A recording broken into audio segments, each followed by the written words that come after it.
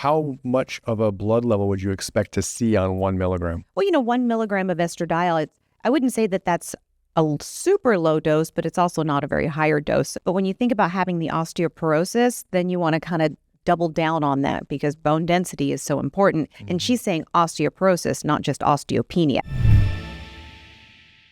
Your estrogen blood levels are low, but you don't have any menopausal symptoms.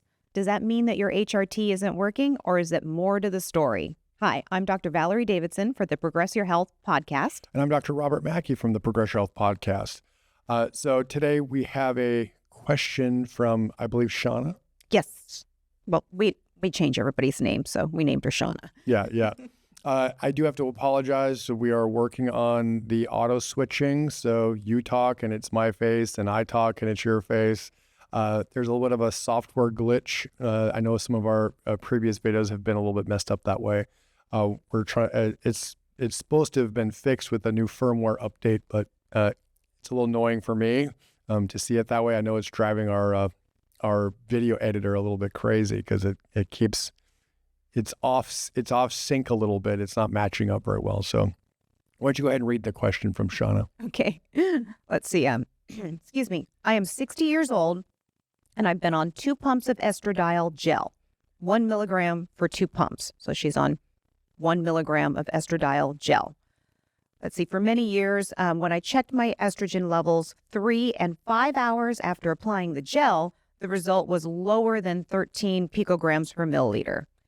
Does it mean for sure I don't absorb the gel well? Since I've never had menopausal symptoms except osteoporosis, it's hard to feel if I'm absorbing it or not. Thank you for your videos. Yeah, this type of situation comes up over the years. Has come up all the time. Comes up a lot, and even more so now, just because of all the awareness on social media. What do you think is going on with her estradiol gel? Like she says, she's not having any menopausal symptoms, which is great. So she's probably sleeping well and not having, hot flashes or night sweats. Maybe she's, the brain fog is good. But when you think about having the osteoporosis, then you want to kind of double down on that because bone density is so important. And she's saying osteoporosis, not just osteopenia. Right. She's young. So we're looking at, 10, 15 years down the road trying to protect her bones. So I would say she's honestly probably not absorbing it. Do you think it's a absorption issue, or do you think it's just a dosing issue? She's only on 1 milligram. I mean, how much of a blood level would you expect to see on 1 milligram? Well, 1 milligram of estradiol, I wouldn't say that that's a super low dose, but it's also not a very higher dose. So you could raise that up. Now, the thing with estradiol, because it likes to cause the lining of the uterus to get thick if you don't balance it with your progesterone, we'd want to look and see, does she have a uterus? Is Shauna have a uterus? What is her progesterone dose? How is she taking it? So that would be in consideration. So you could increase up the estradiol. Now, like I said, this is all for information. What is it? Educational purposes only, not for medical advice. But if she's got the pump, she's got the gel there, you could just increase that up and then go ahead and test it. Because when we're looking at the bone density, I definitely now this goes with, symptomology, but 13 is pretty low, that I'd want to have that estradiol level really closer to 50, if not 60, if she could tolerate it. Some women feel great when their estradiol levels are 60, and some women don't. So it's, determining that individuality there. But you could increase it. But I'm wondering, from my experience, and I don't know about your experience, I find that the gel really is hard to absorb, where the cream is better. Just in general, right? Well, I think this is where sometimes some of the transdermal applications sort of get a bad rap sometimes. You're trying to accomplish a whole lot with what I think is relatively a pretty low dosage. Menopausal number for estradiol is going to be anything less than 30, right? So she's at 13 and she's on hormone replacement. And that now granted, timing of her application to lab tests I thought was pretty good, 3 to 5 hours. She did it 2 different times. I think that part is actually pretty reasonable, because we usually recommend people go 3 to 6 hours later. And I have women on estradiol that's 1 milligram as a cream, and they absorb it very well. So it kind of depends on the person, but I do feel like, just like I said, in my experience, gels don't tend to absorb as easily. It might also be, where is she applying it? I like to have it, because it is fat soluble. I like the inner thigh is a good spot.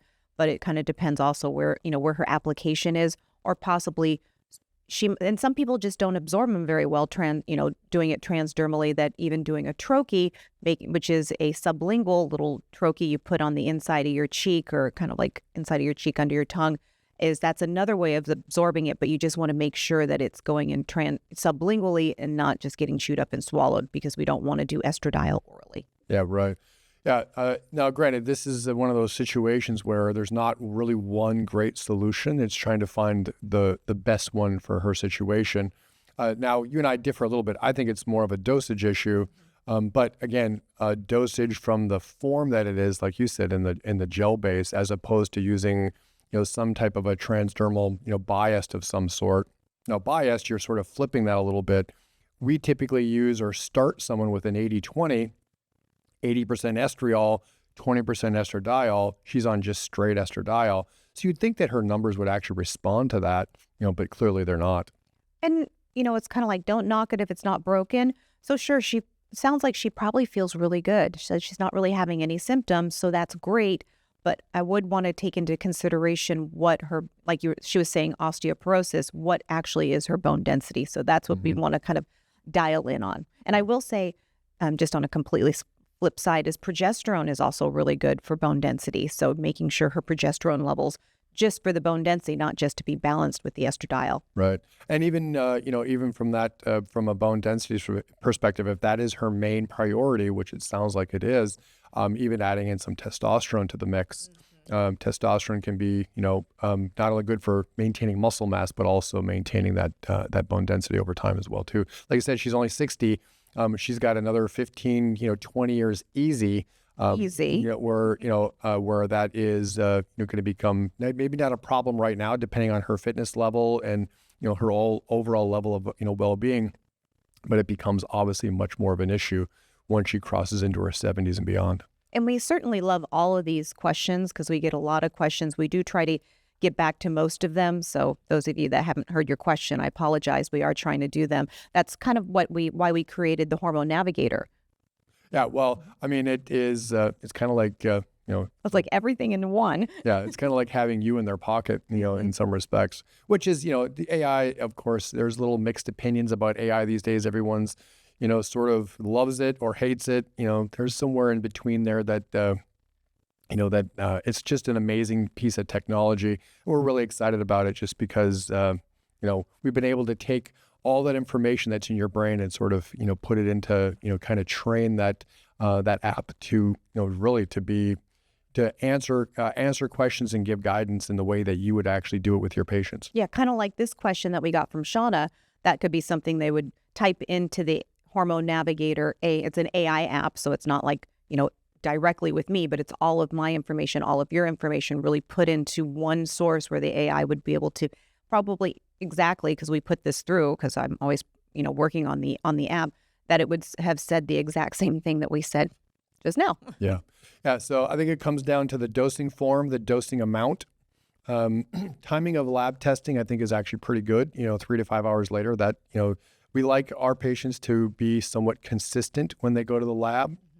So that way you're sort of reproducing the same variables. Now, even when you do that, those numbers are still going to be variable, right? There's just, sometimes you get some consistency and sometimes you don't. Now, one of our rules over the years is we really don't chase the numbers too much, right? She's symptom-free, except for the osteoporosis, but because of that's what her issue is, and that's more of a long-term problem, that's where we would want to make sure that her numbers start to climb a little bit over time.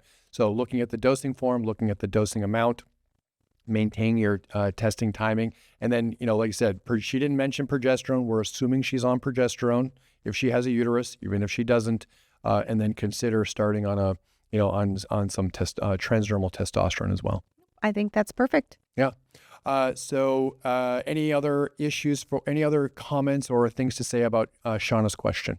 I would just love to know what her bone density level is. So on a DEXA scan, it'll give you a T-score. Osteoporosis is negative 2.5 and more negative after that. So is she at negative 2.5 or is she at negative 2.7 or is she at negative, 3.75? So that would be interesting for me, so we know where we're kind of starting from, and because you can build back bone. I know it's really hard, as females once we hit menopause, but you can build back, try to maintain what you have, if not build back more. So that would be my only kind of idea about that. Well, that would give you an idea, like you said, if she is in osteoporosis. Now, she didn't really say, is she in osteoporosis or is she trying to prevent it? Either way, It said osteoporosis on her. On okay. Her question. Yeah. So that means then, like you said, you sort of know where her T-score is, but that gives you an idea of how aggressive you need to be.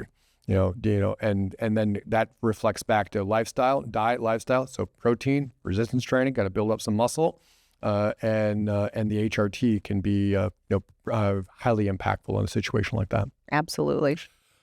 If you have any questions, you can write them down below on YouTube. If you have questions you don't feel comfortable writing in public, you can go to our website, Ask the Doctor. You can submit your question there. That's where this one came from. Until next time, I'm Dr. Mackey. Oh, real quick, our website is progressyourhealth.com, not Ask the Doctor. That's but right. On our website, there's a little tab for that. Yeah. I say it so much, I just don't even realize it. Yeah. We think everybody just already knows what we're talking about. Yeah. The link will be down below. Yeah. But progressyourhealth.com, and there's a tab there for Ask the Doctor. Our website is not Ask the Doctor. That'd be a great website, though. Yeah, not too bad. Yeah. Until next time, I'm Dr. Mackey. I'm Dr. Valerie. Take care. Bye-bye.